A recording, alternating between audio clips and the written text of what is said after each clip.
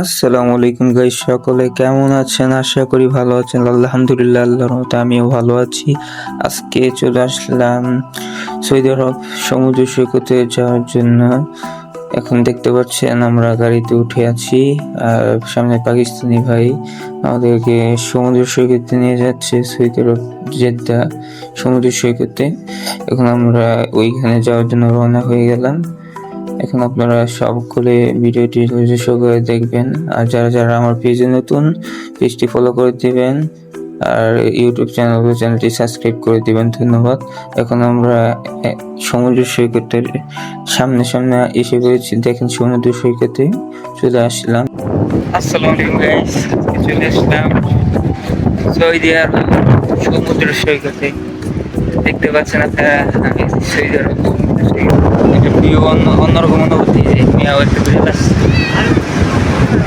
হ্যাঁ মিয়াও বিড়াল ওই থেকে আইসে। দেখেন ভিউটা কি অসাধারণ ভিউ। দেখেন ড্রোন থাকতো না, উপরে উড়ায় পরে দেখাইতাম ভিউটা কি। মাশাআল্লাহ, আল্লাহু আকবার। এখন দেখেন আমি একটু সামনের দিক চলে যাই। দেখেন নিচে কত বড় বড় পাথর দেখতে পাচ্ছেন। পাথরের ভিতর আবার কাঁকড়া আছে, বড় বড় কাঁকড়া, যেগুলি বাংলাদেশে বিক্রি করে 300-400 টাকা কেজি। বড় বড় কাঁকড়া একটাই আধা কেজি হবে। আমি দেখলাম কি এত কাঁকড়া, পরে দেখে অবাক হয়ে গেলাম, এত পরিমাণে কাঁকড়া নিচে পাথরের ভিতরে। পর অনেকক্ষণ সামনের দিক গেলাম, যাওয়ার পর দেখি তাও কাঁকড়া দেখা দিতেছে। তারপরে আমি সামনের দিকে চলে গেলাম যে না, আর কি কি আছে দেখা যাক। দেখতে পাচ্ছেন এখানে জালালি কবুতর আছে।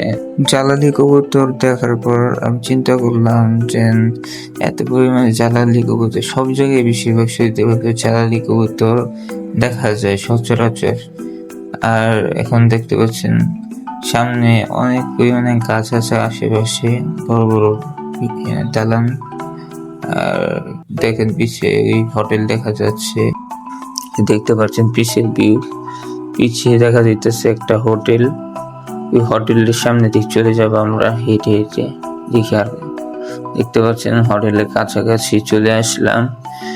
এখন আমি কি করব, দেখি আশেপাশে দোকান আছে নাকি। দোকান খুঁজলাম অনেকক্ষণ, কিন্তু পাইলাম না। পরে আর মন খারাপ করে আর সামনে দিকে চলে গেলাম, দোকান পাই নেই। আর আরেকজন কয় ভাই এখানে জিনিসপত্র অনেক দাম, বুঝছেন, 2 টাকা জিনিস 5 টাকা চাই। আমি চাইতেই পারে বিচের সামনে, এই জন্য পরে সামনে চলে গেলাম। দেখতে পাচ্ছেন আর রোদের যে পরিমাণে তাপ, মানে ওখানে 45-46 ডিগ্রি সেলসিয়াস হবে তাপমাত্রা। মানে সানগ্লাস পরে আছে দেখে সেফ আছে। সানগ্লাস খুললে রোদের তাপ ডাইরেক্ট মানে চোখের ভিতরে আলো দেয়। পরে আমি সুন্দর ভিউ নিয়ে দেখেন পিছিয়ে সুন্দর, মানে একটা অসাধারণ একটা ভিউ, যেটা ভাষায় প্রকাশ করা সম্ভব না। আর এখানে এসে মনে করেন আমার সারাদিন মানে যত অলসতা আমি আছে সব চলে গেছে। এখন আমার সামনের দিক চলে যাই, দেখি আর কি কি আছে।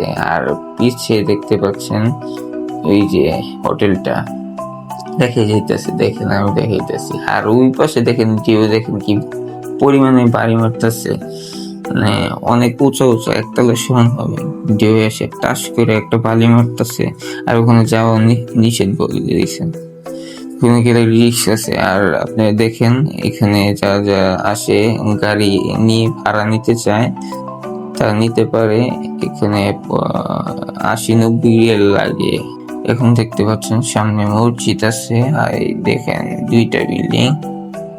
আর এই সাইডে দেখেন ভিউ, ও অসাধারণ একটা ভিউ এই জায়গাটা।